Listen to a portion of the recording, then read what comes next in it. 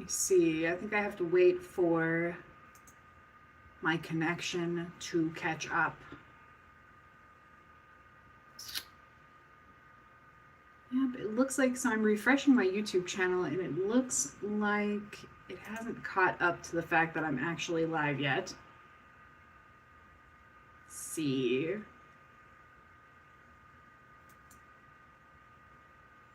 Oh, what in the world? It says I'm live. Oh, there we go.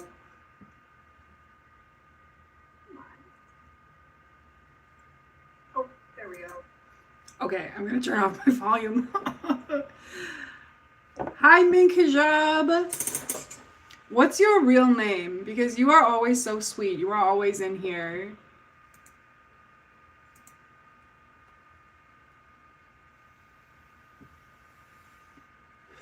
I'm vaping tonight. I'm sorry. I'm sorry if I'm disappointing anyone. Let's see when I want to turn it on so I can see the full chats. Okay. Oh, 7 people in here. Oh my gosh. That's popular for me. Hi Mayo 1864. Hi Spheriful. Oh, eye makeup. Thank you. Actually, I only have mascara on tonight. Thank you. Mink Hijab. I had the worst Thanksgiving queen. My AC ceiling vent was leaking. I fought with my mom like we were stray cats. And then I fought with my sister. Real name, you can call me Sam. Oh, Sam, I'm sorry to hear that. If you feel like being messy, what did you and your mom fight about? I'm curious to know. I had a nice Thanksgiving. I went to my sister's house and we had a regular turkey dinner. And I had turkey, some sort of like, she made like a pumpkin pie mash sort of thing. I had like scalloped potatoes, mashed potatoes. Did I say mac and cheese? And then there was cranberry sauce straight from the jar, and not jar, the can. And when, why, when, where, how, who says, hi, Lindy, my wife and I love you. Oh, you are so sweet. Thank you. I really appreciate that. That's so fun that you watch with your wife. Oh my God. I was thinking that maybe for this stream, because you know how my live streams are, I might do a little bit of cleaning. And then I was also thinking that maybe we could reflect as a friend group about things that we are grateful for this year, because Lord knows I have just been complaining nonstop about my life because I've had a really shitty year, honestly. This has probably been the worst year of my life. But I've been thinking about ways that I can try and be grateful for the things that have happened to me. Good job. Says, Lindy, vaping is all I wanted for Thanksgiving. Well, it's not too late. I mean, it's only, well, I don't know where you live, but, you know, it might not be too late to go get a vape. You could bring your phone with you, you know.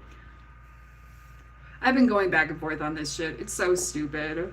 Like, I have the nicotine nasal spray that I should be using because this doesn't make me feel good. And frankly, I mean, it's not good for my breathing either. Like, I don't want to violate YouTube's new policies, but I've been having some trouble like eating, and that has resulted in me eating a lot late at night, and I have been gaining some lbs, and the vaping is not helping me. I went to go pick up my delivery pizza yesterday, and I'm on the 3rd floor, so I had to go down 2 flights of stairs and come back up. And honestly, I was out of breath. I mean, I really, really need to do better about that. I need to get on top of that because the Seroquel that I'm on, Seroquel, one of the things they talk about is that it causes LB gain. And I'm already seeing that. And like, I've always been on the heavier side. So I've really gotta, get on top of that. Make a job. Oh my God, no, girl, I have my vape. I mean, I just want you to vape also. Sphereful. Pizza the day before Thanksgiving is such a vibe, though. Yeah, I've been having some troubles, like convincing myself to get out of the house and go to the grocery store. So a lot of times I've just been sort of falling back on convenience foods. Spheriful. And Seroquel makes food taste way too good. You know what? Seroquel is making my life taste better, honestly. This new extended release thing that they have me on is key. Let's see. Why, when, where, how, who? How have you been feeling with bipolar? Well, it has been a lot. It's been probably the most eventful thing of the year is that I was diagnosed with bipolar disorder, and I had a manic episode early in the summer, and then I had a very serious depressive episode in early to mid-September. And, I had to have my family look after me for a couple weeks. I was sleeping on people's couches because, well, frankly, I was a danger to myself. And, I needed people to just make sure that I was eating and that I was taking my meds. And eventually that did wind up with me going to the psych ward. I turned myself in to the psych ward, and I was there for 4 days. And it turned out the psychiatrist I'd seen earlier this summer had me on a subtherapeutic dose of bipolar meds, so I just was not even being medicated for it all summer. But now I did a month-long partial hospitalization program where basically, it was like 9 to 3 every day. And you show up, we had like home group, where we talked about where we're at, how are you feeling today? Have you had any thoughts about unaliving yourself? Have you been sober? Have you blah, blah, blah, blah, blah. And then throughout the day, we would do different classes, like med education classes, just mental health education classes, occupational therapy, which I thought, going into it, I thought that occupational therapy was about having a job, right? But no, it's just about how you occupy your time. And so it was good because I was on medical leave from my job and I got to remove all the work stress from my life. And it was interesting to see where my baseline is at every day, which is really unstable. But since then, I've had a bunch of med increases, and it's still up and down a lot. I have other factors that are going into this too, in that just my actual life has been extremely unstable this year beyond mental health. And just a lot of really shitty things have happened to me. So there's grief about what's happened, and then there's also being stabilized medically, but then there's also I have other issues too. I have complex PTSD, which has come up a lot this year, and I have ADHD too, which is just another factor, and I'm doing better in general. I'm doing better, but I'm still not out of the woods yet. I'm still sort of unstable day to day, but overall, I'm feeling good. Make a Job said, I just grabbed some cold cut cheese and turkey, y'all. What I miss, girl. Did Binks make an appearance? No, Binks hasn't made an appearance yet, but we will be seeing him, I'm sure. Thanks for sharing. Yeah, thanks for asking. And okay, so I said I wanted to do some what are we grateful for this year things, and let me start with the bipolar disorder. So obviously, it has been very difficult, and it has caused me an immense amount of suffering this year, my bipolar disorder. It was activated to a point that it was diagnosable after I almost died in an apartment fire. My apartment building lit on fire, and I had to run for my life in the middle of the night with just my cat in a bathrobe. But I lived. So let's be grateful for that. I lived. I survived a fire. Hey, I thought about it afterwards, and if the fire alarms hadn't gone off, if it had been in a slightly different part of the building, if there hadn't been a fire door, just all these random different factors, it didn't have to turn out that way. I could have been trapped and died a horrible way, and I didn't. So I'm grateful that I survived that fire and that I'm still here today. And I didn't have any lasting, I wasn't burned. I didn't have any smoke inhalation. I survived. I got out. My shit didn't burn down. And so I'm grateful for that, even though it was a horrible thing. But then the bipolar disorder, I got knocked into a manic episode by this event that happened. Spheriful said, as a person who also has bipolar, Lindy, that's a crazy thing to happen, and you dealt with it like a champion. Thank you. At a certain point, it's like, what choice did I have? What choice did I have? I had to. And, dealing with it like a champ, I will say that I have never stopped trying to get better since it happened. But let's talk about bipolar disorder. So it knocked me into a manic episode, and that was really scary. And I was definitely a danger to myself and others, particularly with my driving, the road rage driving that I was doing. And I was having these sort of religious delusions about demons and witchcraft. Oh, actually, Binks is making an appearance. Come here, buddy. There he is. And I had to go to the hospital, and then I was diagnosed, and then I had a depressive episode, which I almost didn't survive, and then I had to be on the psych ward, and blah, blah, blah, blah, blah. But you know what?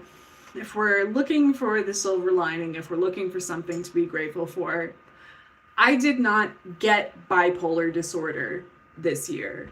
This is something that I have had probably my entire adult life. Binkslyn Reed, oh no! We can talk about Amberlynn in a second, because I'm not even gonna lie, I am so devastated that she is off of YouTube. But wait, let me finish my thought. It's not as if I got bipolar disorder this year. This is something that has always been a part of my adult life, but I just didn't know it. And even as early as, I'm 38, even as early as 19 and 20 years old, when I had a nervous breakdown and I was hospitalized a half dozen times in a year, I think it was present then. And so, in a way, the fact that it manifested so strongly this year is in itself a blessing, because now I know. And now I am being properly medicated and properly treated. And it's like this enormous piece of the puzzle fell into place for me, because I knew that my other diagnoses did not explain entirely the experience I was having. I have complex PTSD. Obviously, I can see where that is in my life.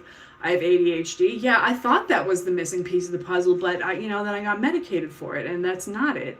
And so I am thankful that I was diagnosed with bipolar this year, because having a diagnosis means that I can be treated.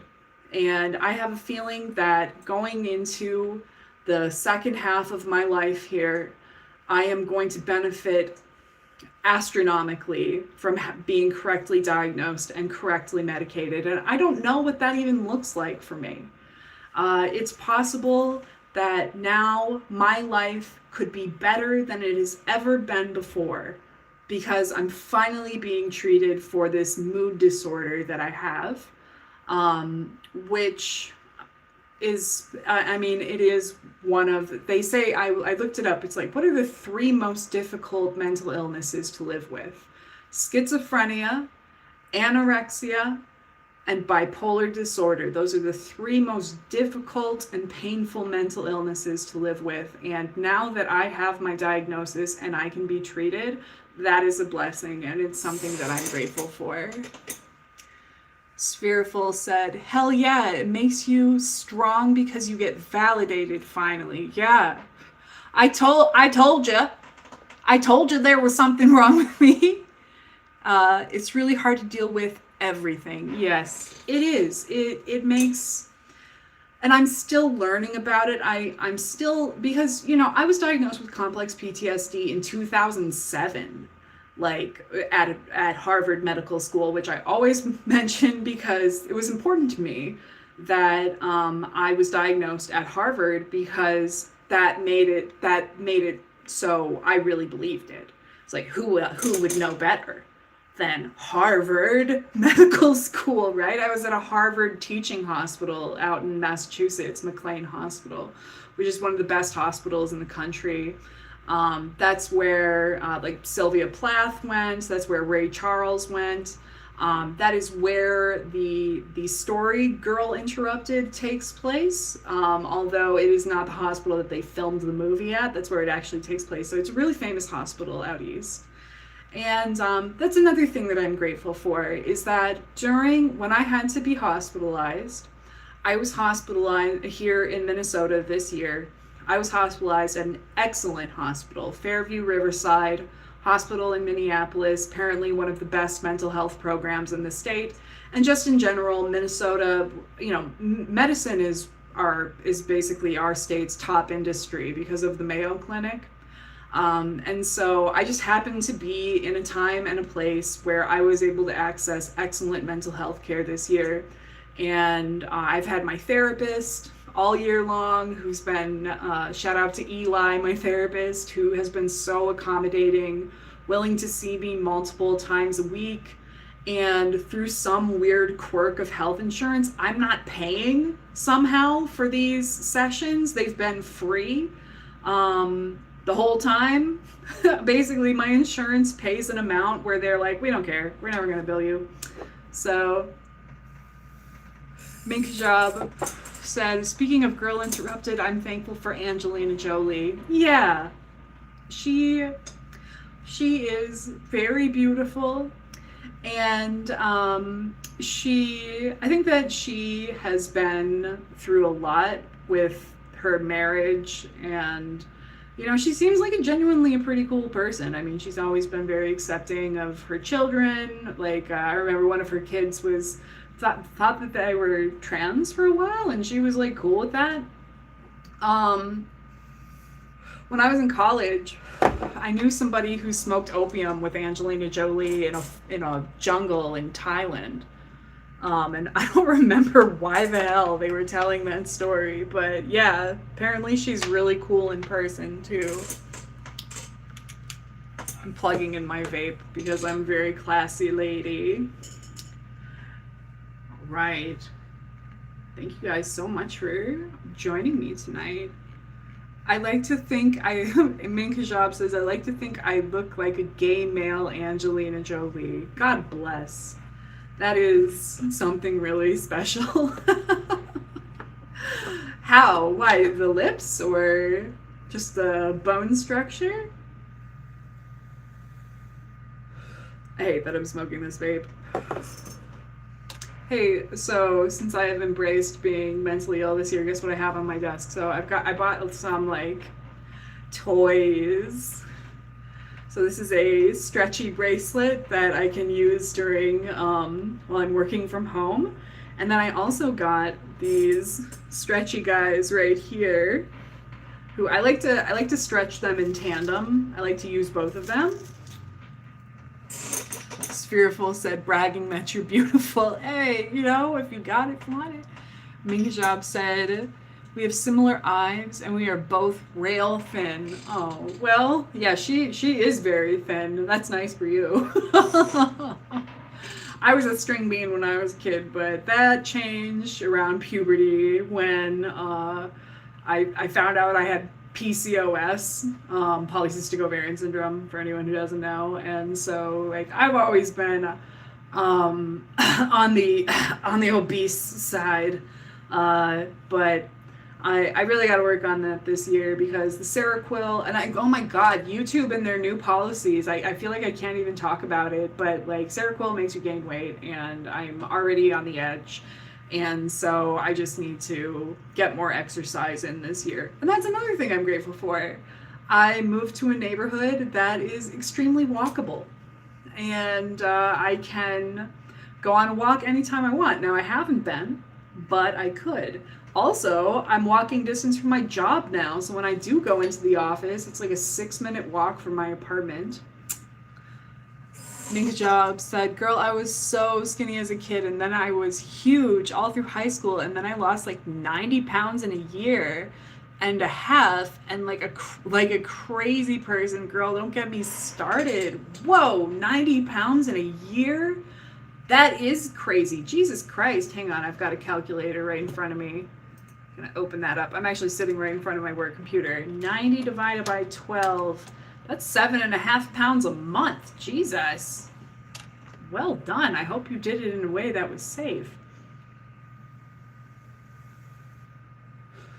But yeah, anybody else in the chat, I would love to hear what other people are feeling grateful for this year.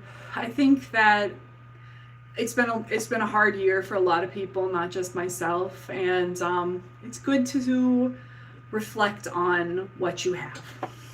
And another thing that I wanted to take a moment to be grateful for, I'm just trying to invert all of the bad things that happened in my life this year and turn them into some gratitude. So, as I have discussed in my other live and on my blog, and I think maybe in a previous video, I had a really drunk live stream a couple months ago when I relapsed, and I think I talked about it then. But my two best friends, ex-friends, that I started the year with, both abandoned me this year. One of them just ghosted me, and the other one, we had one argument and she just disappeared. And you know, that's a really disorienting thing to happen from people who supposedly love you and care about you. But I was thinking about it last night. How can I feel grateful for that? How can I feel grateful for all of the heartache that I've been through this year by being betrayed and abandoned by people who were so close to me? And I thought about it, and what I'm grateful for is that someone did that to me, but I didn't do that to anyone. I didn't do that.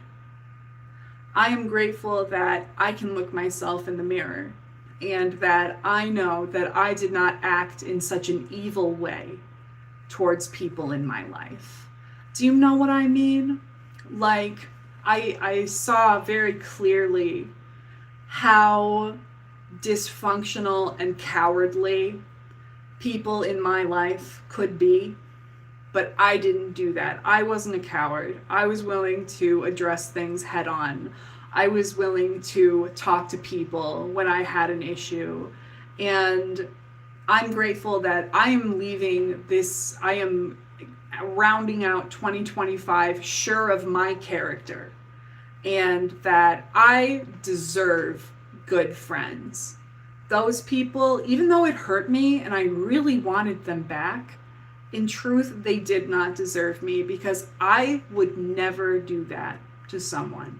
And so I'm grateful for that. I'm grateful for being able to look myself in the mirror and feel okay. Minka Job said, "Girl, that two-friend situation would destroy most people because it's so jarring and you are slaying without them." Thank you. I like to think that I'm slaying, you know. Obviously, and both of these things happened after the house fire and after I had my manic episode, or as one of them was as I was having my manic episode.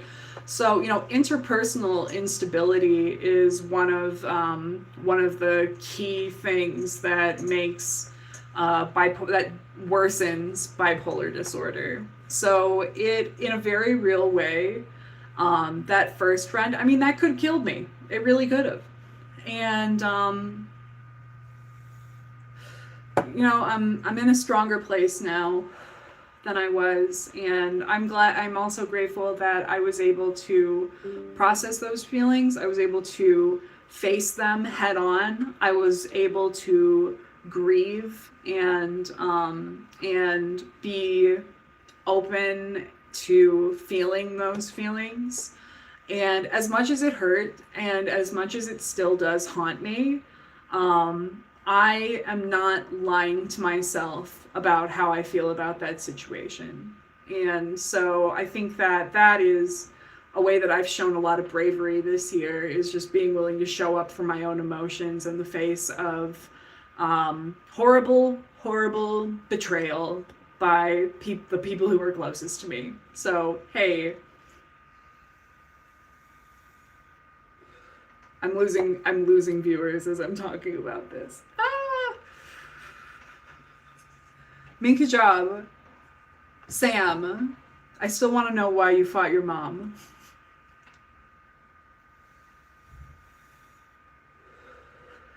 What else am I grateful for this year? I'm grateful that I had some financial help earlier this year from my Tumblr blog. I made a post about how my building caught on fire and I needed to move and I was having this medical crisis, and I was like, listen, if you got $1, I would appreciate it.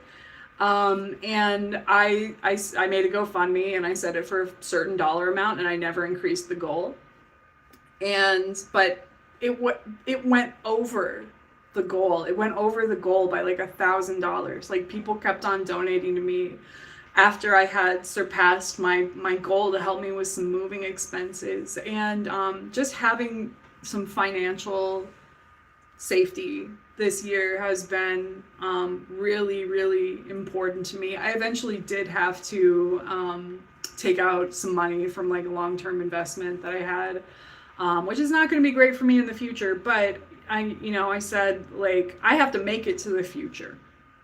And so having the means to survive and pay rent and have food delivered to me when I couldn't do it for myself, and to not have to worry about bills or moving expenses, first and last month's rent, fucking deposit, that's been a blessing to me, because so many people who have mental health crises, they don't have that kind of security. And that is how people wind up on the streets, and it compounds your issues. See, make a job. My mom likes to avoid any and all conversations, regardless of how traumatic they are, i.e., my leaking ceiling. And then I try to address it, and it spirals, and she ignores me. Also, money always a fight. I'm sorry. So she doesn't like to talk about like things that are difficult. And it sounds like it's important to you that you can like rely on her, or at least have like, is the issue that you at least want to have like some sympathy, like some things reflected back to you, and she's just not willing to do that? Does it kind of spiral into like, why do you always do this? Why can you never like meet me where I'm at? Cause yeah, that sounds really shitty, and I'm sorry that happened. Oh, I missed your message, Excel. Lindy, what was that vape do? It's just a nicotine vape. I've been sober, very sober. And so sober. Oh my gosh. And it's definitely on holidays, you feel it more. Because holidays are usually when I would go totally wild. I would go feral with the drinking. Minka Job said, yeah, at every crucial junction in my life where I thought she would be there, she didn't show up. That fucking sucks. I'm sorry. I don't know if your dad's in the picture. Mine's not. But it's like, even when you're an adult, you want your parent to be a parent to you. And I don't know if this is the case for you, especially if your parents weren't parents to you as a kid. It's like you want someone to be there to nurture you and support you during difficult times in your life. And I know how isolating that can be, to feel like you have to be your own parent, and you're kind of left without a roadmap of what being nurtured is. And that's really difficult to find, like if you had fucked up parents, which I did, what does it mean to have a mentor? What does it mean to be supported? What does it mean to experience unconditional love from someone who knows you? Let's see. Thank you, Rickshell, for being proud of me. Yeah, like my Minka Job said, yeah, like my dad died and I was like, oh my god, support me, and she began rampant alcoholism, which ruined my high school grades. Like counselor driving me home to check on her passed out level girl. Oh, that is horrible. I'm so sorry. Man. Yeah, so your dad died like when you were a kid, and yeah, and I'm sure you've heard this from me, but yeah, my dad died when I was 14 too.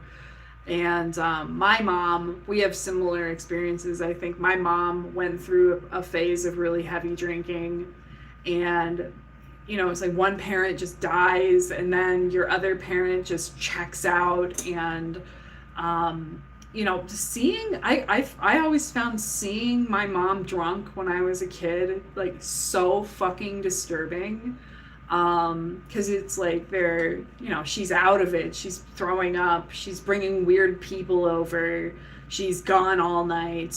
It's 2 o'clock in the morning, I'm calling the bar. This is because I'm old. She didn't like answer her cell phone, so I'm calling the bar, I'm calling Richards and asking for my mom on the phone and like asking her to come home, and she won't. I mean, it's like when their own problems get in the way, and you have to be an adult child. That's really horrible. I'm really sorry that you went through that. And I hope that you're getting the support that you need now. I hope that you have like a therapist, and if not, I really hope that you can get those resources for yourself. And and I'm sure you've already started, but the journey to having a feeling of like giving yourself what you needed as a kid, that's really hard. Let's see. Emily Garcia 412 said, also going through a hard time in my life right now, so I'm grateful for my cat and my warm apartment. Hell yeah. A cat is a blessing. My cat has been a blessing for me this year. No matter how shitty my life has been, this little rascal is just always sitting on me and comforting me, and giving you a reason to be at least minimally responsible. It's like I have to take care of this little cat. And having a warm apartment too, hell yes. Shelter is something that people take for granted.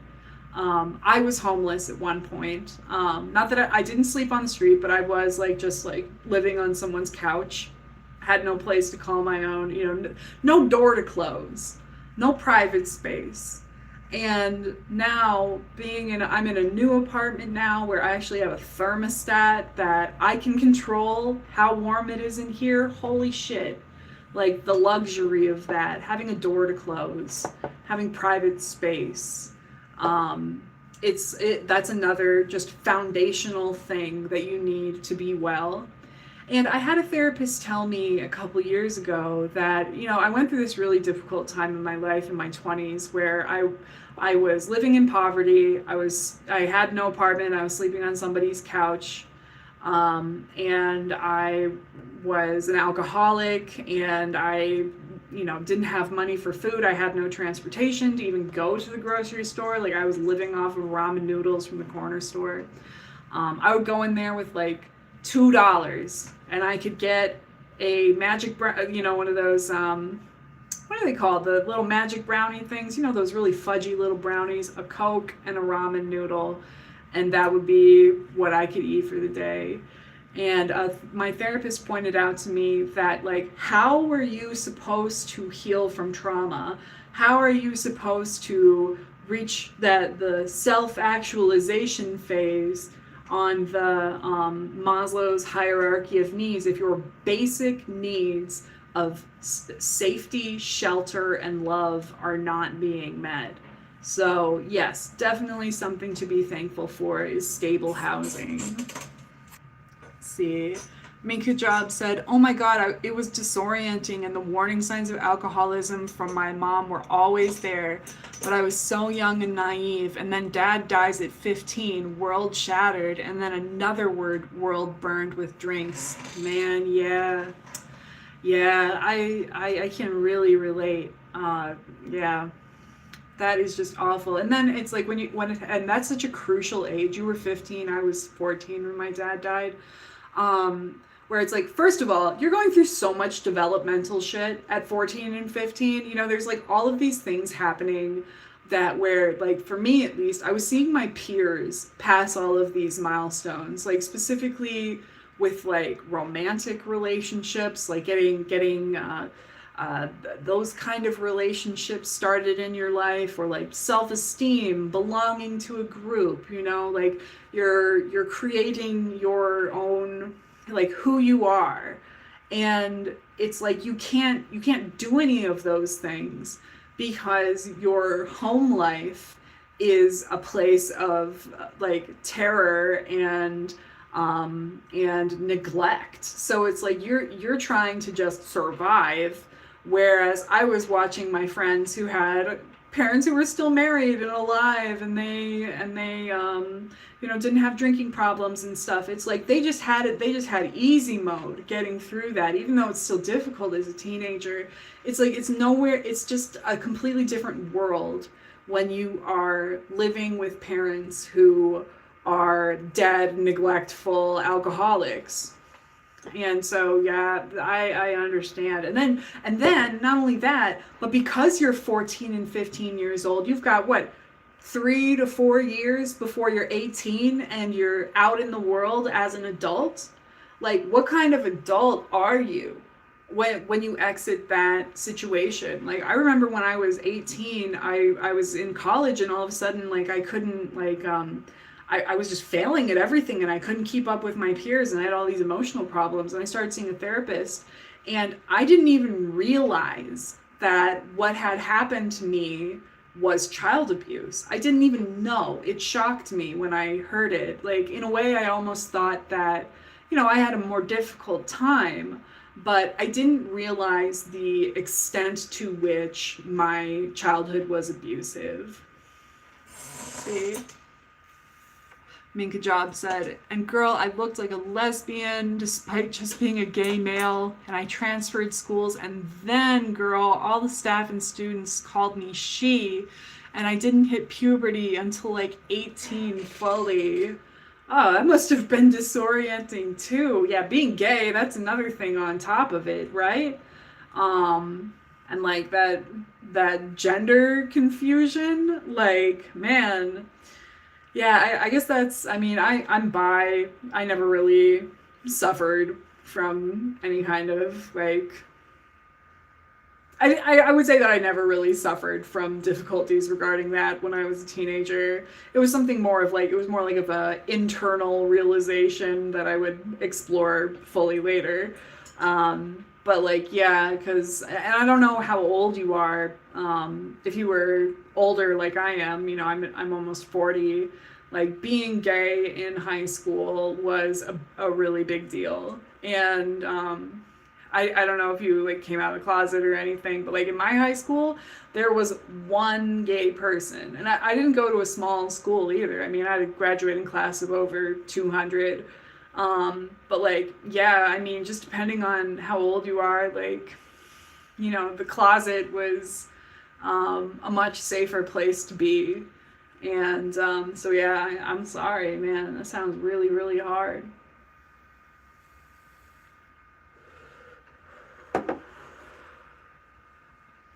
So, all right.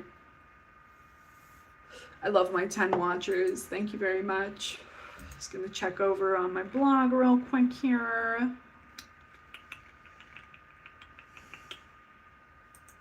Okay, so Minka Job said, "It was just like I couldn't even be a normal gay and do scary dates on Grindr. which I'm low-key glad I didn't because I was so unattractive at the time. I'm 22 and came out in 8th grade, girl. I let it, oh, I'm assuming there's a word there.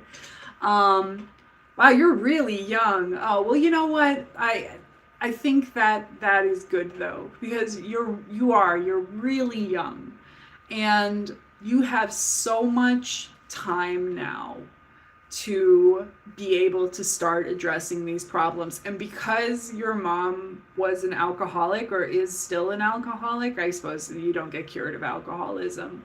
Please, please don't do what I did and get into alcohol and drugs.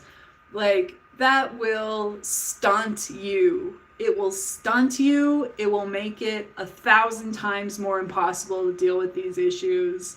I was an alcoholic from 18 to 33. I was using hard drugs, and it's a maladaptive coping mechanism, and I really, really encourage you to be sober if you can.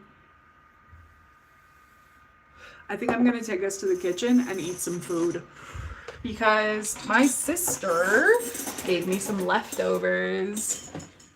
Minka Job said, girl, no, I swore a vow of no alcohol, but I've struggled with weed. Yeah. And she's sober for now. Well, I am very glad to hear that you are trying to be sober. The weed is a tricky beast. I know it's a tricky beast. Let's see. Does my camera need cleaning off? This goddamn stand. Okay, what are we doing here? Clean the camera off here. Oh! I turned it off. No, we gotta keep that on. Oh, that's not making it any better. Okay, we're going to the bathroom to get some alcohol wipes that I use on my glasses. Okay. Alcohol wipes. The only alcohol I have in my house is these fucking alcohol wipes. Let's see here. Lens wipes. Let's see.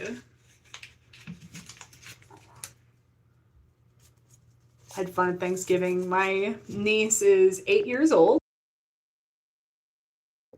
And now I'm muted. Hello. My niece is 8 years old and she is really upset about being white right now. She asked me,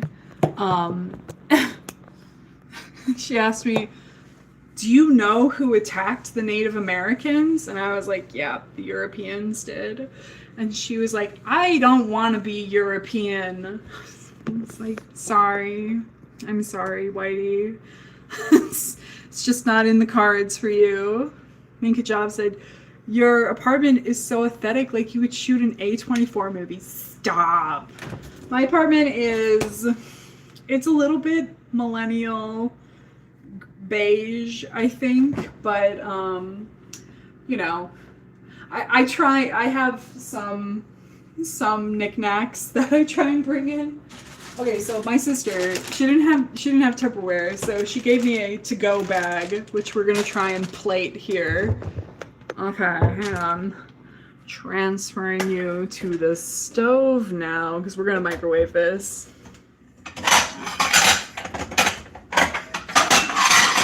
Oh my god. Okay, I'm gonna try and build a plate from this.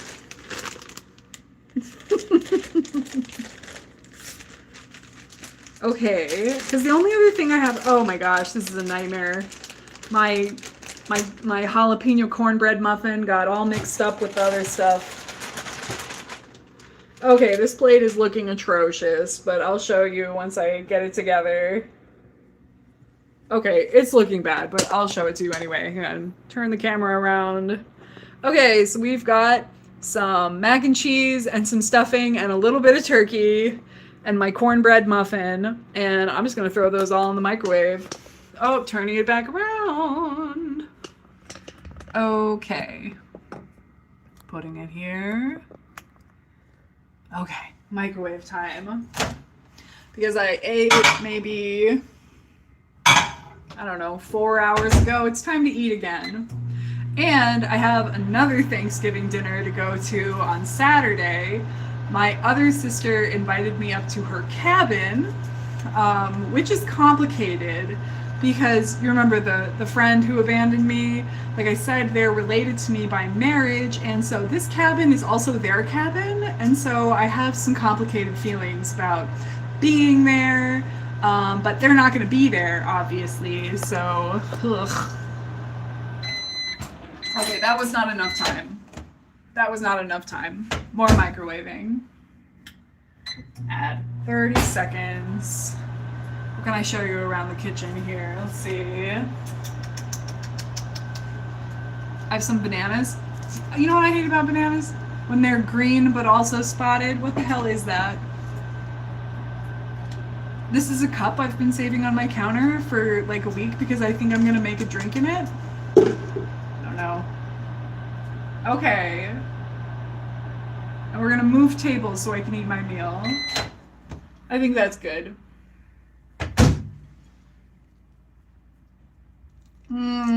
30 more seconds. I didn't get any gravy. That's dumb. Oh, and I'm out of forks. What the hell?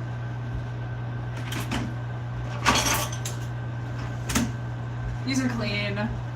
I just haven't taken them out of the washer yet. I have a dishwasher.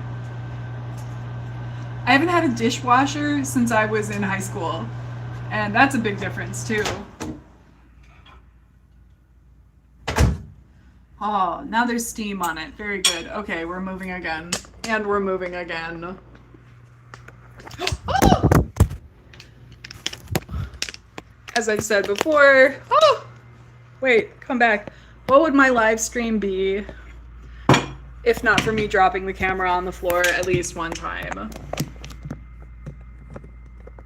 Okay. Okay, now we get to eat together. Thank you to my 8 viewers. Actually, can I... Is this allowed? Is this illegal? No. Wait. Is this allowed? No. Wait, now it's upside down again. What the hell? Okay, there we go. Wow. That was fun to look at.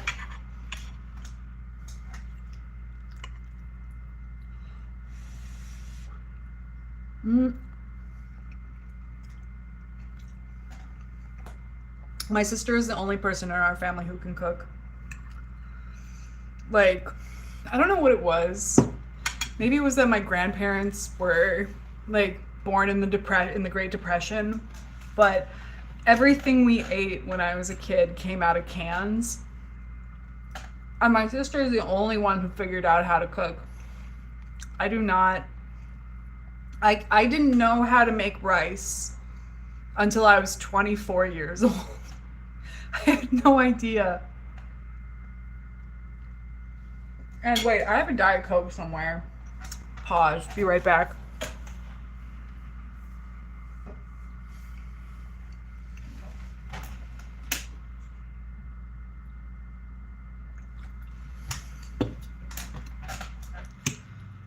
Yeah.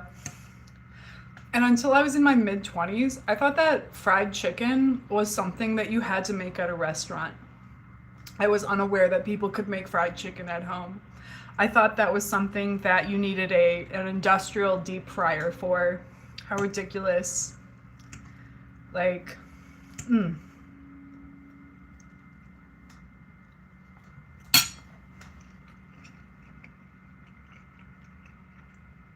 Thank God I had like roommates who could cook.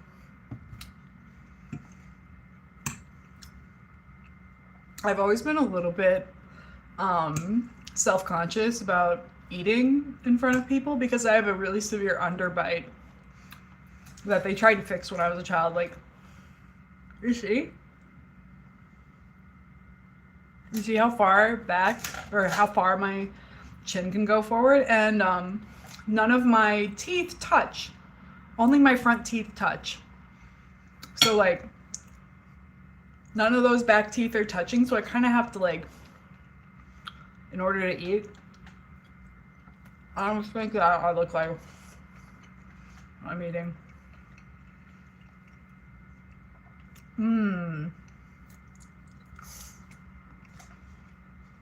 Turkey, not my favorite, but let's see, what else am I grateful for this year? And I would really love to hear what you guys are grateful for too.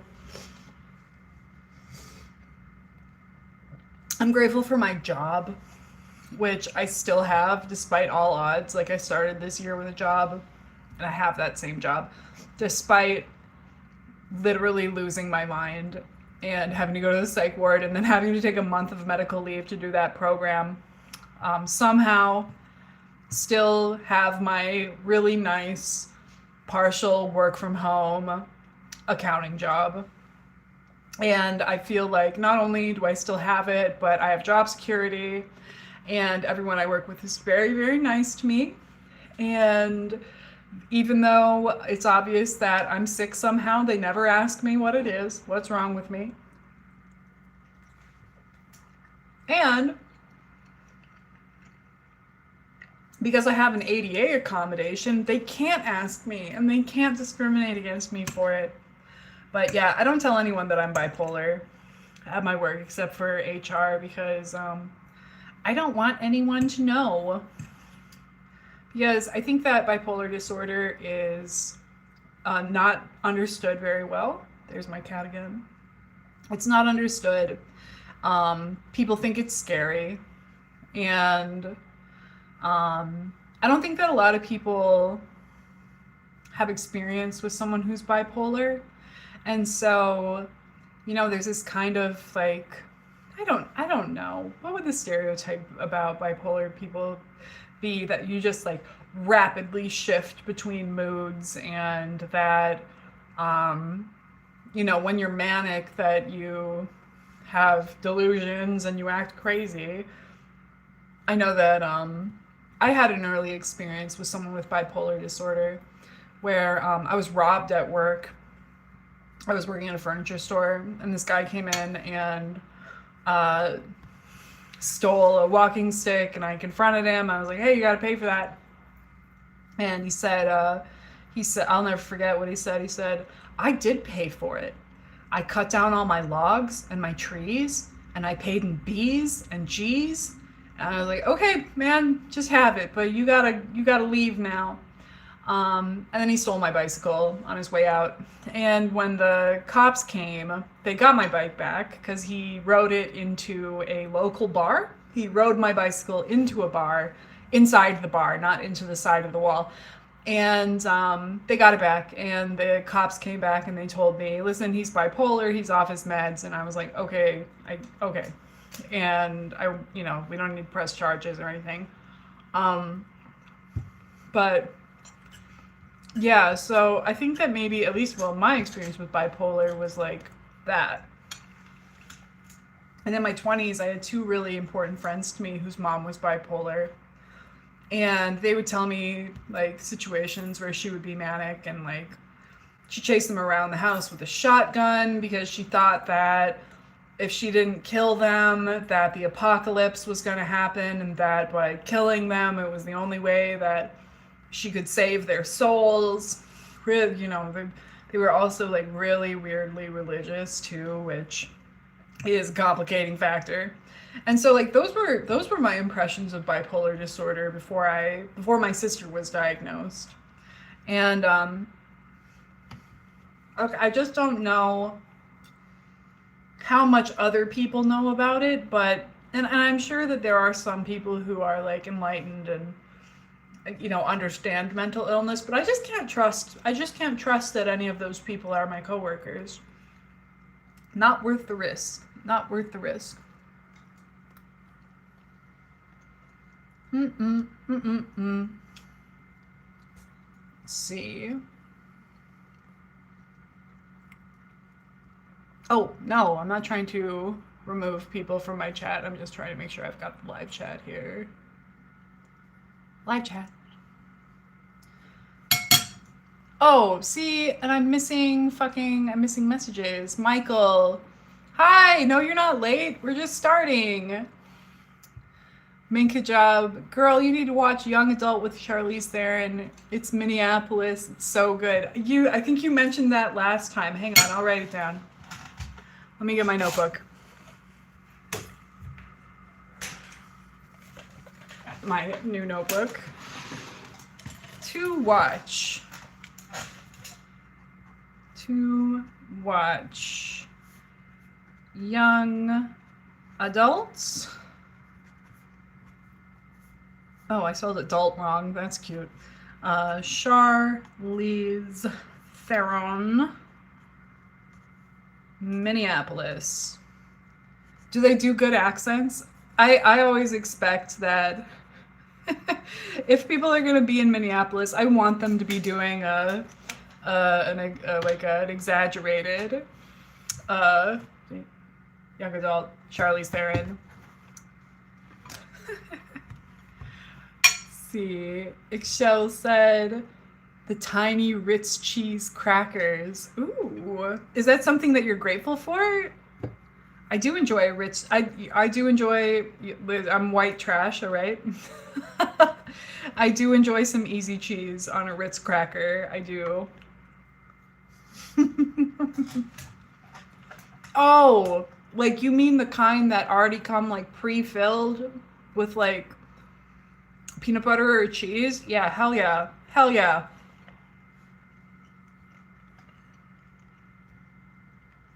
I'm still eating my stuffing.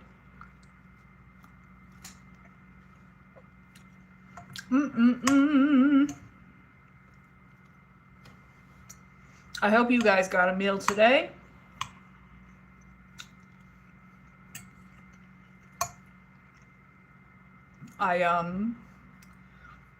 I did a good deed today, which I will brag about and thereby erase the goodness of it. But I was driving around and I gave a homeless guy all the money in my purse.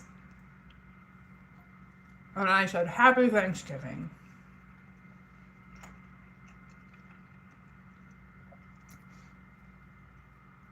Oh, you're Canadian, huh? Thanksgiving was last month. God, I wish I was Canadian. Canada, I'm really sorry for the stress that's been between our two countries this year, because and I've thought about this like specifically as someone from Minnesota, because Minnesota is like really culturally similar to Canada, but like I look at Canada and I just think that's like America, but if it was cooler. Like I feel like I could like go to Canada and fit in with the culture and it would just be better because it's not the United States. Like what if it was just Minnesota, but we weren't, you know, committing war crimes constantly and like had a non-insane person running the country.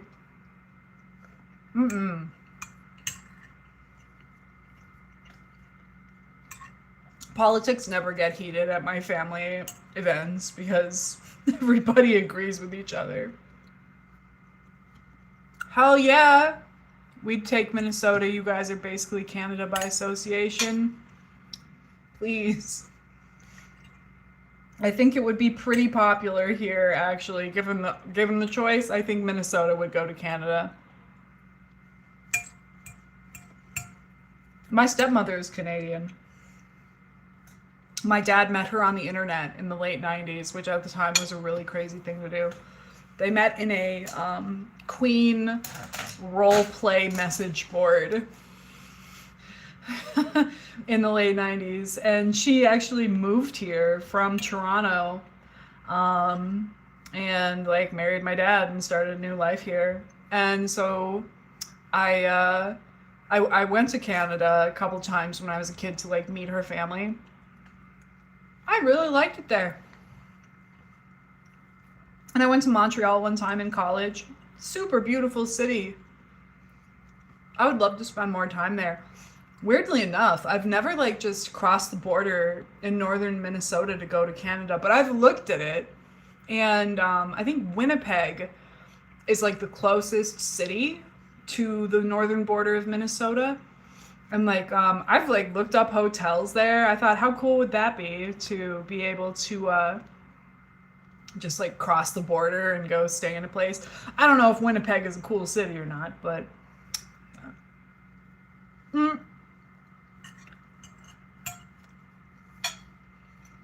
I'm almost done with my plate.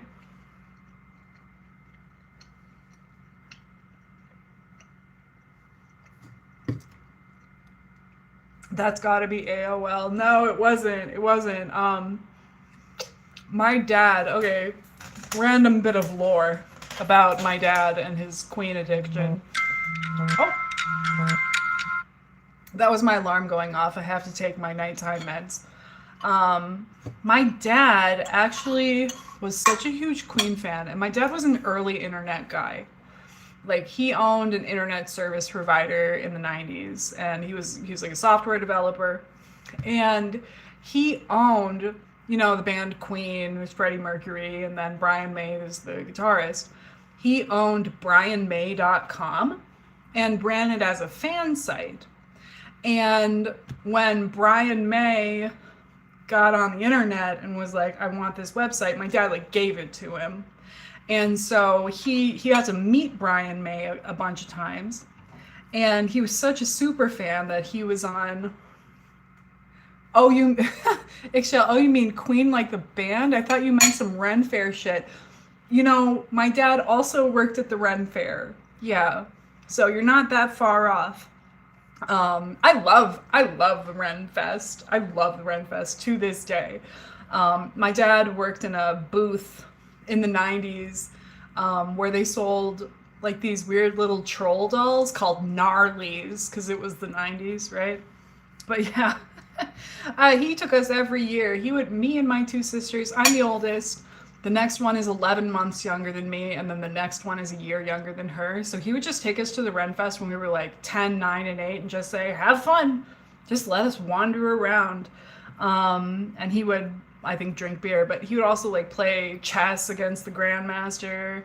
And yeah, what a time. That was one of my favorite things to do when I was a kid, was go to the Renaissance Festival and just run wild with my sisters.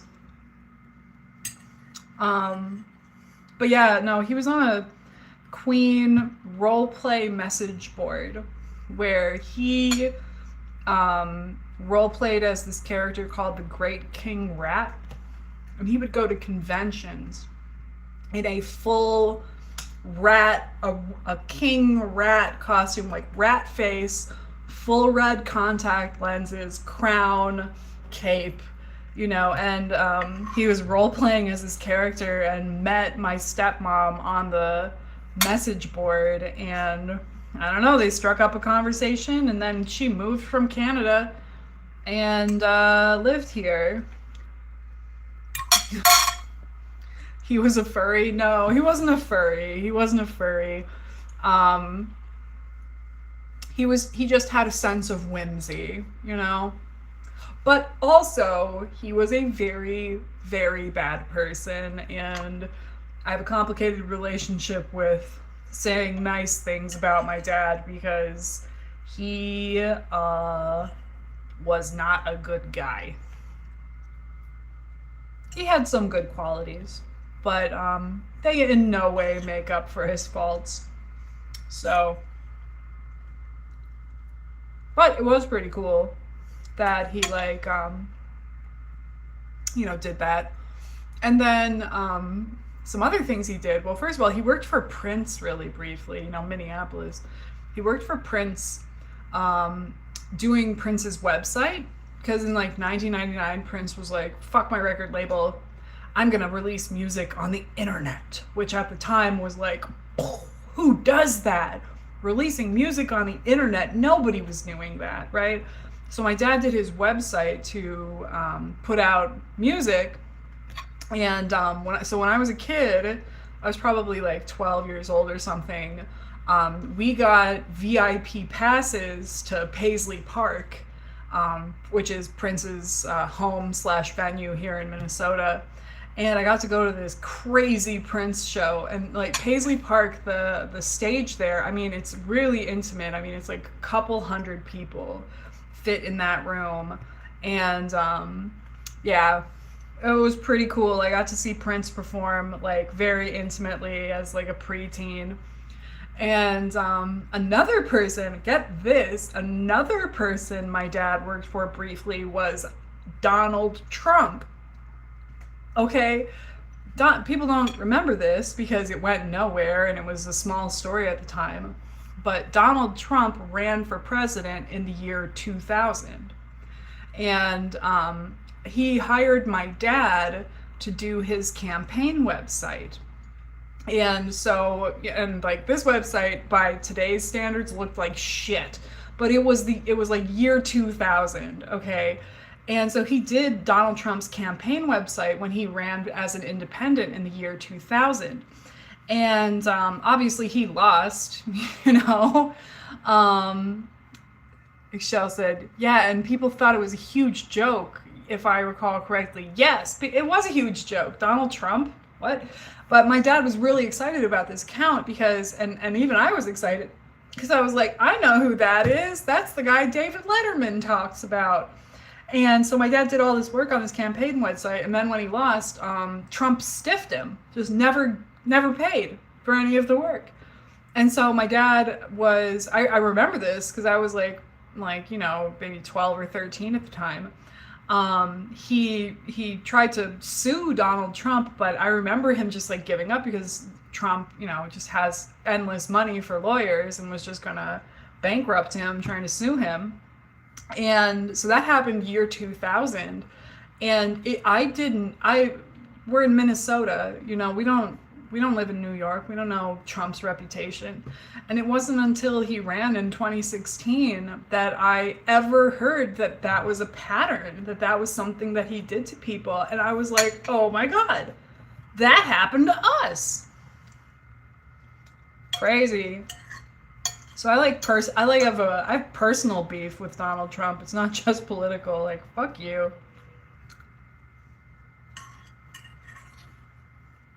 Okay, my plate is gone. It was very good. Now I need my jalapeno muffin. I will be right back.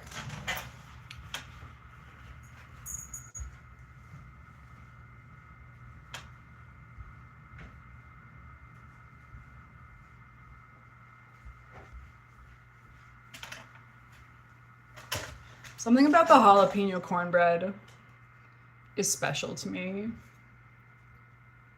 Oh, and it's kind of cold too. I like that.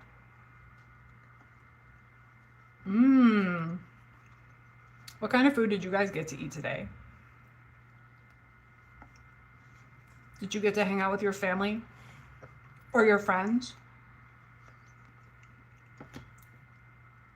I didn't get to have a Friendsgiving this year because I don't have any friends left.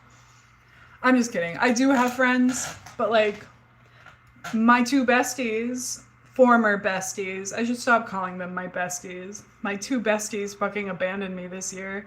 So like, I don't have Friendsgiving. Who would invite me? Like, that's something I'm gonna have to work on in the new year, is making new friends. I'm like, I've done it so many times. Good job. Mama, I spent Thanksgiving alone by choice, and I had a fish fillet because I missed the McDonald's breakfast cutoff because my ceiling was leaking. Yeah, you've mentioned the ceiling leaking a couple times. What the hell is going on? Where do you live? Like, have you been having like a lot of rain? Do you have like snow? Because it's a winter wonderland out here in Minnesota already. I know that people were getting hit by blizzards and stuff. Let's see. Michael said, my daughter surprised us with a full feast at 11:30 this morning. That is wonderful.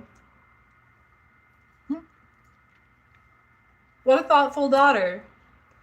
I would love to be surprised with a feast.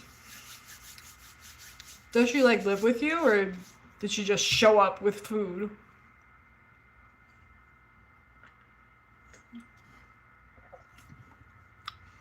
Yeah, Minnesota's already got snow. Mmm.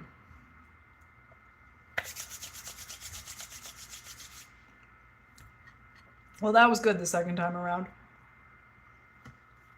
But yeah, I'm supposed to go up north to a cabin in a couple days, or tomorrow. I'm supposed to go, but my car broke.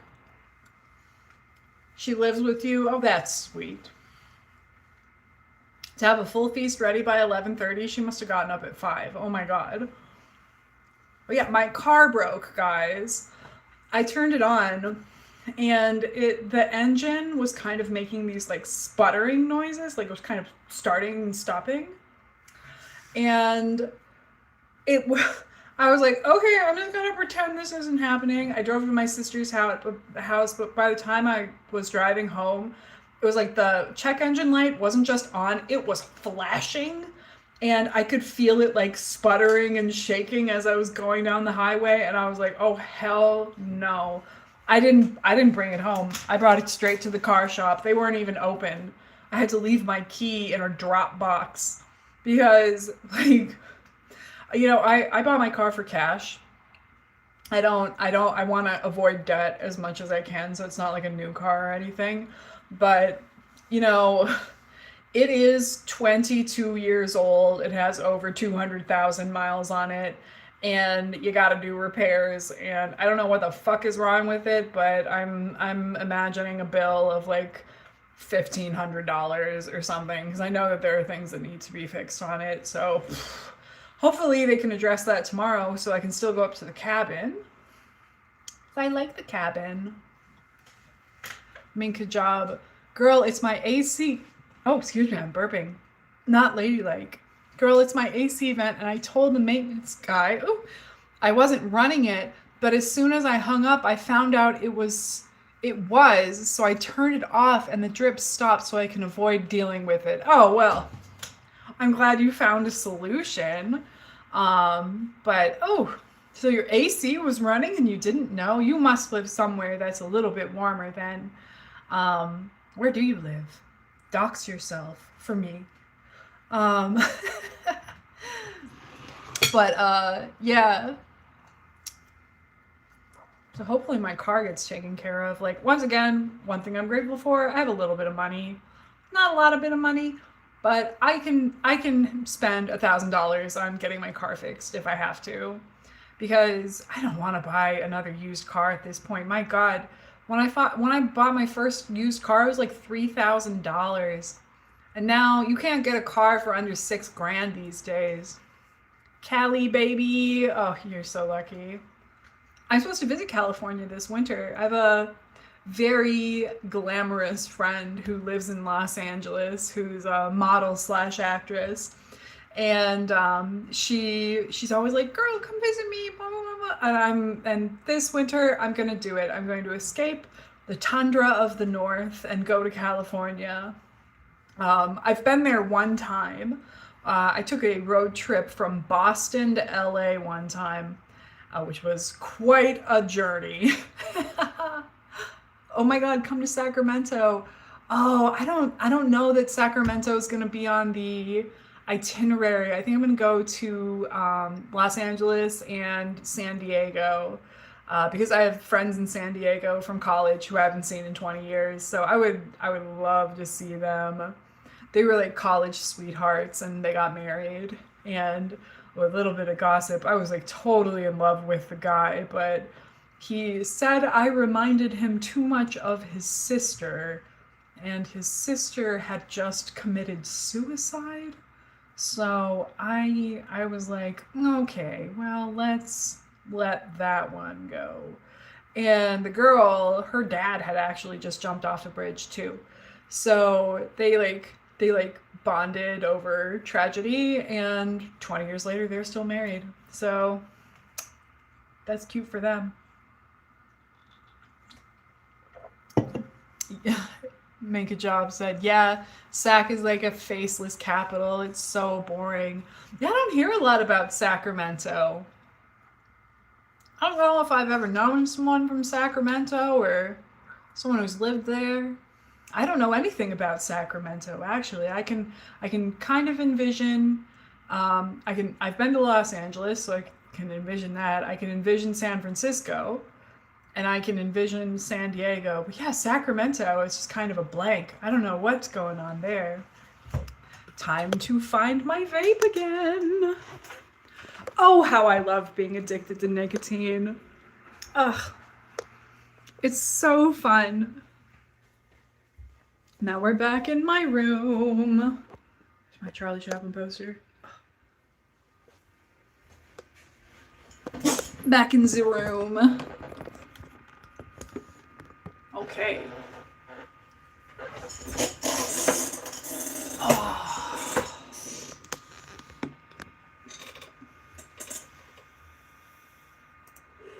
Take a look at my post.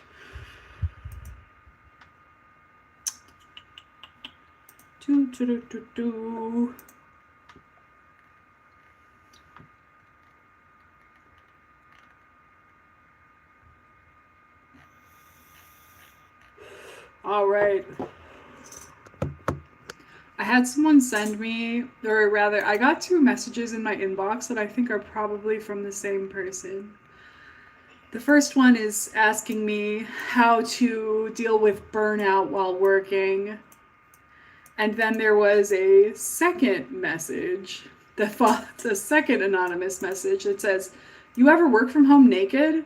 Definitely something I'd at least try for a bit if I worked from home." Which, no, you don't work from home naked. First of all, people can call you at any time, and you need to be ready for that. If your boss calls you, you need to answer the phone. And you can't just have your tatas out. I have definitely attended some meetings with a shirt on but no pants on. I've Winnie the Pooh'd it a couple times in meetings, but that's nerve-wracking because what if something happens and you have to stand up? Speaking of Winnie the Poohing it, let's talk about Amberlynn Reid for a second. You guys, if you don't know who Amberlynn Reid is, she's a famous YouTuber who I've been obsessed with for 8 years, and she just deleted her channel, or like deleted all of her videos. She got demonetized because she has a weight problem and she talks a lot about eating disorder stuff, and they demonetized her channel, and now she deleted all of her videos. And can I tell you something? I was devastated. I actually cried. I cried a bunch about it. I was like, can this year leave me no comfort whatsoever? Now you're taking Amberlynn from me? You're taking my Amberlynn. Goizdo! I'm so sorry if I'm mispronouncing all your names. Hi, Lindy. I never catch you because of European time differences, and I'm away from Tumblr lately, but still love to see you here. Thank you! It's great to see you, too. I see you in my notes. I am happy to be here, and what time is it in Europe right now? What's it? Time in, I don't know, you're speaking English. Time in England, 3:17 a.m. Oh, sending you love to Volcone 6752. Hey, you sweetheart. Hello, you sweetheart. Thank you for being here. Thank you for sending a message. I'm still waiting. I still want to hear what people are thankful for this year. I think that's an important conversation. Although I suppose if you're in Europe, you may not even know that it's an American holiday today. Minka Job said, I saw the vid of her and she seems broken. I feel terrible. People say she has no ad savings. I'm like, girl, I know. How is that even possible? Amberlynn, for anyone who doesn't know, Amberlynn, very popular YouTuber, and not like Mr. Beast popular or whatever, but she had to be making $20,000 a month for years. I mean, she was making, $10,000 to $20,000 a month for what, 5-6 years? And she got demonetized and she has nothing saved. How? And like people are speculating it's because she door dashes like twice a day. She has these bizarre collections of items. Like she's a shopping addict, and it's like, can you imagine making, you know, not a small amount of six figures a year for years and years on end, and then all of a sudden the rug gets pulled from under you on your YouTube career, which you should have fucking seen coming, and she has nothing. And it's like, what is she gonna do? She's been a full-time YouTuber for like 10 years, and like now, and you know, and I'm not trying to be mean, this is just the fact, is that like she's like super morbidly obese. She is like over 500 pounds. She can't do physical work. Like, oh my god. Falcons 6752. Hey, thank you for saying hello. I'm a big fan. I'm following you for a long time. Well, thank you so much. I love to hear it. I love that people have been following along with me for years, and seeing all the crazy shit I've been getting into in my life, and I really do hope that in general I'm like able to present a be a good role model for people. I want to show like how you are. I think that there are so many depictions of mental illness that are very romanticized and focus on people who are really young. But something that's always motivated me is that I want to show what that looks like at when you are in your 30s and you are just trying to live your life as a normal person. So I really hope that that's something that people get out of me. Coisdo says, Happy Thanksgiving. What did she make content about? Amberlynn Reid, never followed her. What caught your attention from her? Um, I first became aware of Amberlynn Reid. I found out about Amberlynn Reid and Trisha Paytas on the same day in 2017. I was watching a Trisha Paytas video and I was like, who is this bitch? She looks like a Barbie, but she's like eating and crazy. I'm very intrigued by this. And then Amberlynn had made like a Dear Trisha Paytas video, which was in the recommended videos. And so I clicked over to her and I was hooked immediately. I was like, who is this bitch? And I've religiously followed her since then. Her content is about her daily life. It's about her life. She's been through like she's gay. She's been through like multiple girlfriends. She is just like constantly trying to get a handle on like her mental health and her weight. She's got this horrible traumatic childhood, and she struggles with like she claimed to have bipolar disorder for a while now. It sounds like borderline personality disorder. And like I relate to her so much.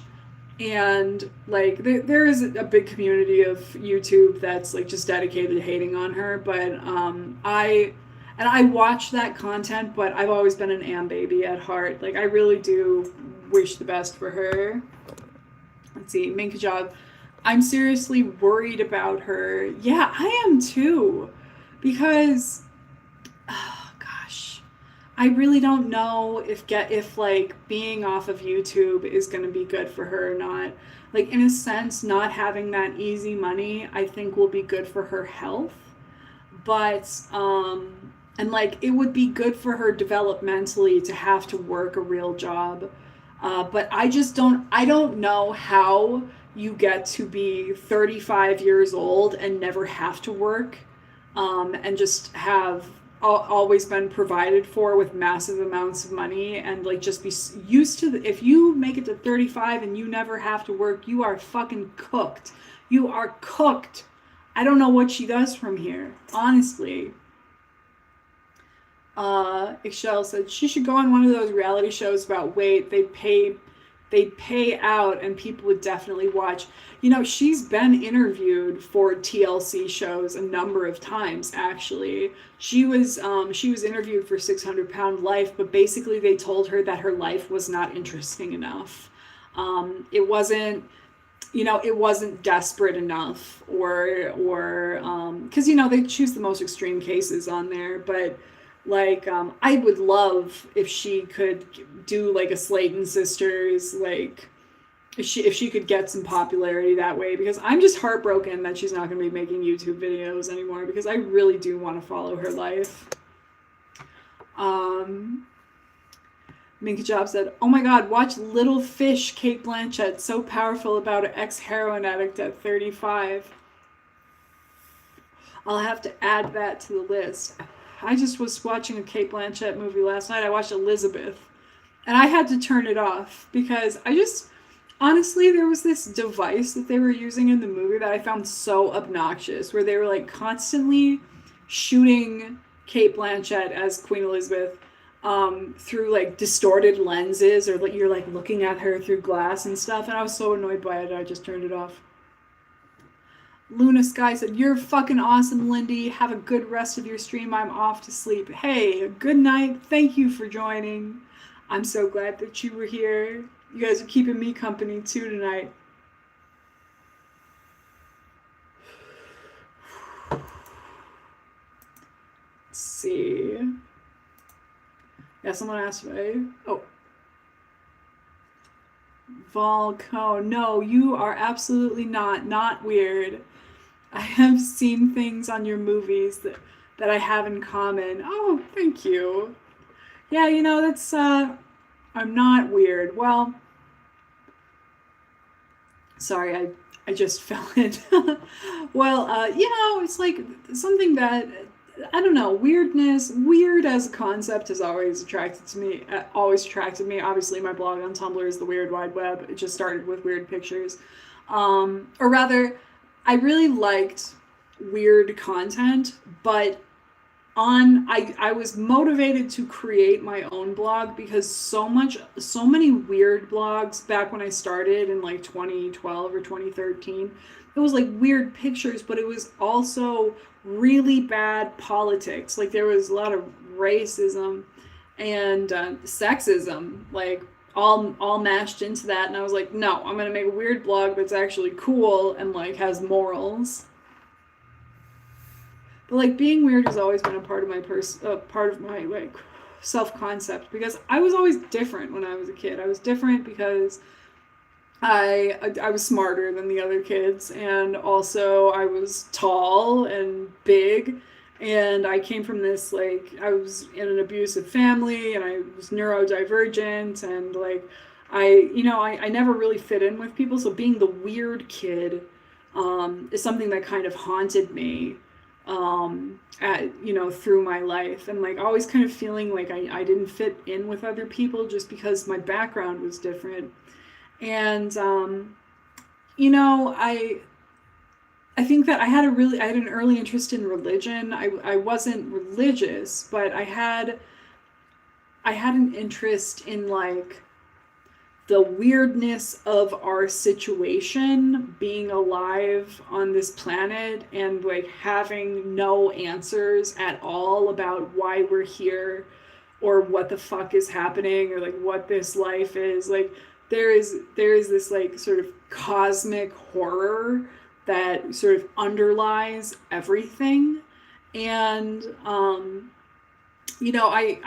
always had this sense that something is wrong here, that like human life, like our experience as living beings, that like this is like a mistake somehow, that this shouldn't be happening.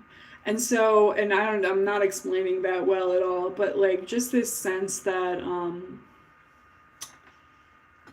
something is off, something is off here.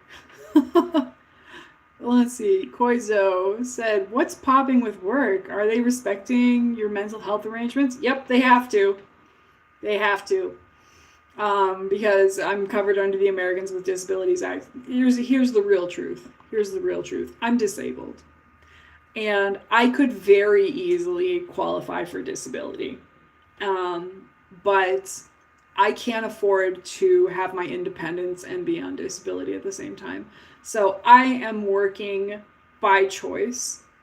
And in order to do that, I have to have accommodations under the Americans with Disabilities Act. So, and there are a lot of legal protections that you get.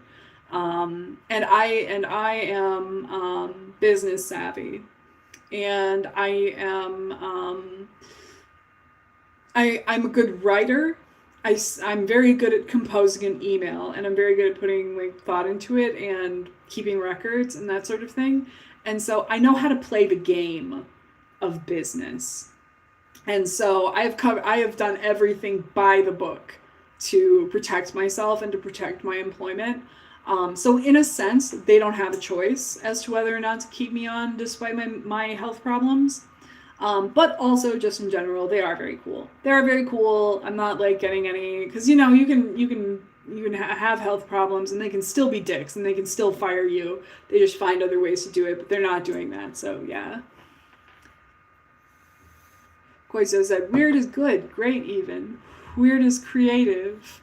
I've always wondered about the turning slowly into a religious blog tag. Well, the reason that I use that tag is because that blog started as a religious blog. I had a real interest in, like I said, I've always had a deep interest in religion. And it started out as kind of a, you know, I was raised Christian, and I realized, you know, around 10 that I didn't believe in God. And so I had this interest in religion that at first was very cynical. I was, you know, it was like, these stupid assholes, like, how can you believe this? But it turned into something different, where I started being really interested in religion because I found it to be a reflection of human, I guess, frailty is one thing, but also like the best parts of being human. And I got really interested in people who shouted on street corners about religion. And I went out of my way, specifically when I lived in Boston, to engage with those people and to go up and to like ask them, like, what is it that you believe? Why are you here? Like, what is it that you are trying, what are you trying to say? And I started collecting all of this religious literature that they were handing out. And I have an enormous collection of religious pamphlets and religious propaganda, including, you know, the Mormons, the Scientologists, the televangelists, these, you know, the people in sandwich boards on the corner. You know, I just started collecting all of this stuff. And the blog that I have was originally to upload that collection of religious paraphernalia I had. And it was a side blog. I actually had a different Weird Wide Web blog that was more popular than the one that I have now, and it got nuked by Tumblr for copyright infringement. And so then I went to the religious blog, and I converted that into the new Weird Wide Web blog. So when I say slowly turning this back to a religious blog, what I mean is that it's a joke because it was a religious blog to begin with. So by continuing to post weird religious content, that's sort of a continuation of this interest that I had. Falcone said, yes, I understand what you're saying. Yeah, about how something is just not right about this life. And it feels like a very scary mistake that we are here. Let's see. Koizdo said, I think you are arranging wanting to work and doing it your way is fucking great. Yeah. You know, because, I mean, in my family, it's dysfunctional, but there's a value system in my family that you are worth as much as you can work. That your work, how hard you can work defines your worth as a person. Like laziness, nope. It's just the worst thing that you can do, right? So and my father, not because I only know my mother's side of my family, but my dad was like a type A workaholic. You know, he founded a bunch of companies and most of them went under, but like he founded a successful company. He would work all night. He would come home from work and then work until midnight. It was like it was not healthy, obviously. But like his dad was a Marine drill sergeant turned Baptist preacher. And so you can imagine how that affected his work ethic as well. And so, like, being successful professionally is like, it's deep for me.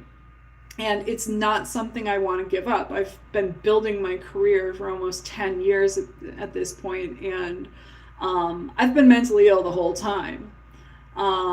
So this has just been a very particularly difficult year for me, and I'm not willing to give up my career despite needing accommodations, because it's important to me. It's important to my self-image and like how I feel about myself. In fact, I actually over-identify with my work performance. It's kind of toxic. Like, it really affects the way that I feel about myself. Wish I wasn't that way. Koizo said, there is no preachers in Europe, at least culturally, not as big in the EU. Have you got any other archivist blog / interest? I do about old tech. Oh, that's cool. I have a couple side blogs. Yes, I do. One is called Akron Ave, AKRON-AVE, Akron Ave, which is my childhood goth aesthetic blog. I was like a goth kid at heart, in sort of like a melancholy Anne Rice kind of way. And that is like my depresso childhood aesthetic blog. And then also I have a blog called Mary Lennox, which is a secret garden aesthetic blog. Secret Garden, tremendously influential movie, the 1993 version when I was a kid, but also just like very, very important to me as an adult too. About, Mary, she's a traumatized child, and she doesn't have love, and she goes to this place, and like through the garden she sort of awakens these like softer feelings in herself, and it's about like learning to love and healing from trauma and finding belonging.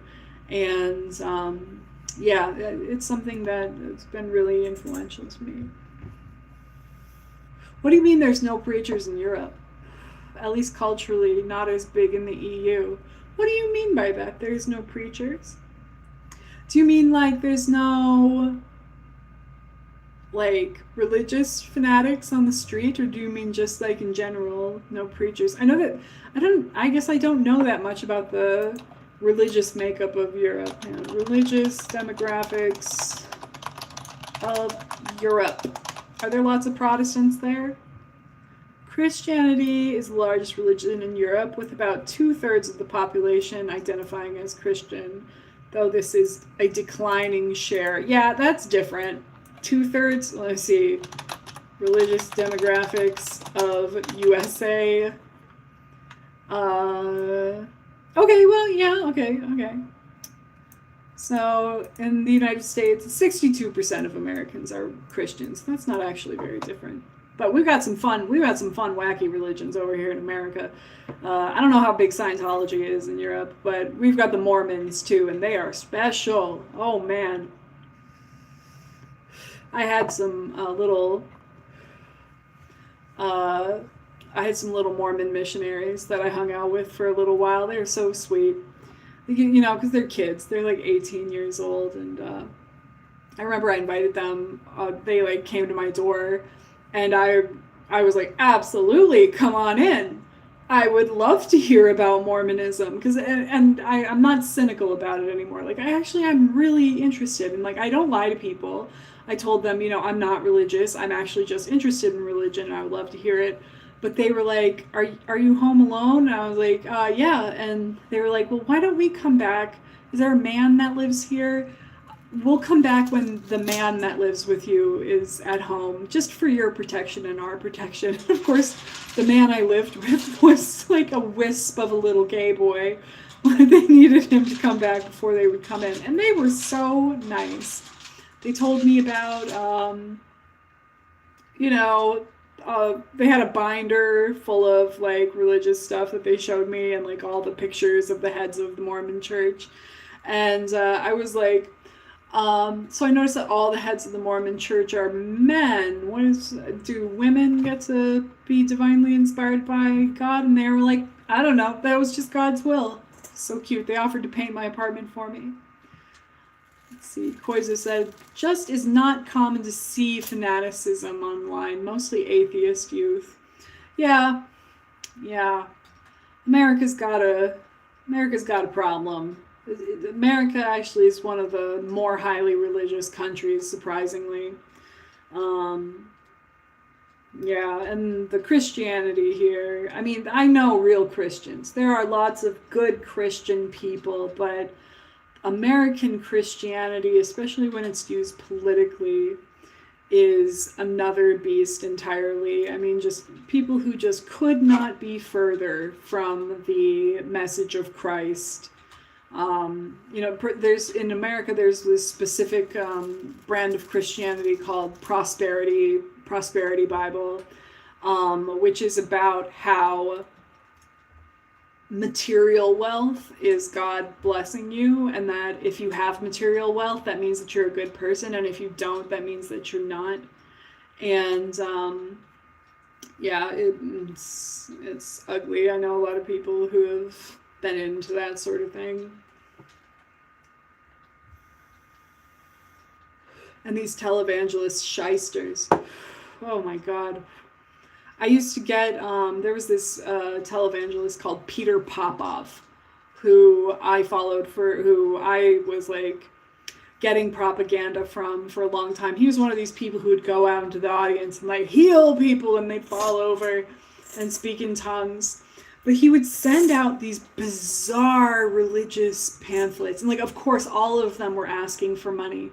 But he would include things in it like a little packet of water that he claimed was from the Holy Land and you could anoint yourself with it. Or a little shiny piece of metal, which was a mirror that, I mean, he was always like telling you to do witchcraft, basically. Like with the mirror, and then you put the salt on it and you pray and all this kind of stuff. And like, of course, all of it was ended with pleas for money, but I still have a lot of that too. I should whip out my religious collection at some point. If I could start scanning that shit in again, I think that would be great. I should maybe put that on my 2026 to-do list, along with making new friends. God damn it, I have to go out into the world and make new friends again. You guys, I am 38 years old. I do not want to go out into the city again and try and pull friends from the masses. I mean, I've done it. I've done it so many times. I have moved to new cities several times in my life. I have started over with no friends a lot of times in my life. No big surprise. I've been, I'm unstable. I was an alcoholic for a long time, and I just am not looking forward to this. I'm at least giving myself until New Year's. Like, I'm just giving myself some time to level out with the new psych medication, get stable, and then when I have the energy, I'm going to try and be social again. But for right now, I have my family. I have my 2 sisters. I talk to them every day. I have my mom. My relationship with my mom is finally good again, and like, I'm just gonna let that be enough for me until the end of the year, because I've had enough with friends, so-called friends. Mink Hijab said, I think religion is like the science of control. Yeah, I mean, definitely there is that aspect, but I'm more interested, I am interested in sort of the cynical control, money-making aspect of religion. Like, I studied it so much when I was in my early 20s. I thought, I could do this. This is so easy. People are easy to manipulate. And it was a real study in like emotional and spiritual manipulation that I don't know, I really thought I could do this. Obviously I didn't, but I think I like on a more personal level. I like people who have very individualized experiences with religion because it says so much about them. Like what questions they struggle with, what their deepest desires are. Um, yeah, I think it's such a personal statement of who you are and how you interact with the world. I don't know. This probably doesn't sound like anything, but that's how I've always seen it. Oh man, how long have I been going here? I am at an hour 45. Well, I think I am probably going to get off of here now. I'm going to watch a movie, I think. I don't know what movie to watch. I've been kind of wanting to watch the Beverly Hillbillies, that 90s remake of the TV show. I think that Diedrich Bader is like so handsome in this movie. And oh, Jim Varney, the guy who played Ernest. I think that he's just great too. Let's see, it's 4:44 p.m. where you are. It is 9:45 p.m. here. Well, yeah, I think I'm gonna get off now, guys. But thank you so much for joining me this evening. It has been a pleasure. Oh, in Holland. Oh, that's cool. I've never been to Holland. I went to Denmark, which is kind of by Holland, but yeah, that's cool. Holland. Hey. There's my giant cat in the background. Minka Job said, girl, watch Young Adult. Also, we love you. You're an icon queen. Never forget your fans. Oh, thank you. Thank you guys so much. Thank you to all the people who participated in the chat. And I'm gonna make like actual videos too. I'm gonna make actual videos coming up. But yeah, for now I'm gonna go. Thank you so much for joining, and I will see you next time.